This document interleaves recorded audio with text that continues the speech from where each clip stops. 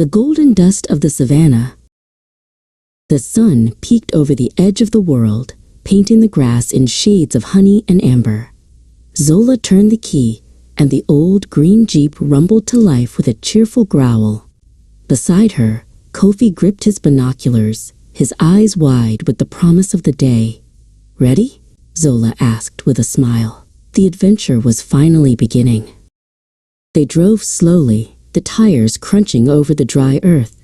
Suddenly, Zola slowed the engine to a whisper and pointed toward the ground. A tiny dung beetle was rolling a ball, twice its size, across the path. "Even the smallest travelers have a long way to go," Zola whispered. Kofi leaned over the side, mesmerized by the beetle's determination. As the Jeep rounded a grove of flat-topped acacia trees, the landscape shifted. High above them, the leaves rustled. Kofi tilted his head back, further and further, until he saw a pair of gentle eyes framed by long, dark lashes. The giraffes were having their breakfast, moving like slow-motion dancers against the blue sky. By midday, the sun was a heavy blanket of heat. The air shimmered over the plains, making everything look like a dream. Zola pulled the Jeep under the shade of a massive baobab tree. She unscrewed a canteen and took a long, refreshing drink, the water cool against the heat of the savannah. "Look," Kofi whispered, though there was no need to be quiet for these giants.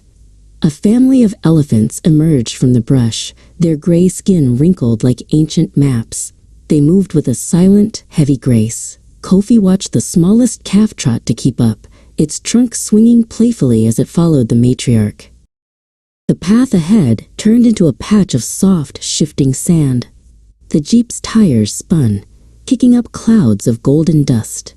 Zola shifted the gears, her hands firm and steady. She hummed a low tune, encouraging the engine. With a sudden surge of power, the Jeep gripped the earth and climbed out of the hollow. As the shadows grew long and purple, they found the kings of the grass. A pride of lions lay tucked away in the golden brush, their manes glowing in the late light. Zola pressed a finger to her lips. Kofi peered over the edge of the door, barely breathing as a lioness let out a long, sleepy yawn just a few yards away. The sky began to bruise with shades of violet and deep orange. Zola pulled over and spread a paper map across the dashboard. The savannah was vast, and the landmarks were shifting with the shadows. She traced their path with her finger, navigating by the shape of the distant hills. The first stars began to blink into existence, sharper and brighter than any city lights. Kofi looked up, pointing at a silver sliver of moon. The sounds of the day had vanished, replaced by the rhythmic chirping of crickets and the distant haunting cry of a hyena. The world felt enormous and beautiful. Finally, the warm glow of the camp lanterns appeared in the distance. Zola parked the Jeep, the engine giving one last tired sigh. She and Kofi walked toward the light, their boots heavy with the dust of the plains, but their hearts light with the stories of the wild.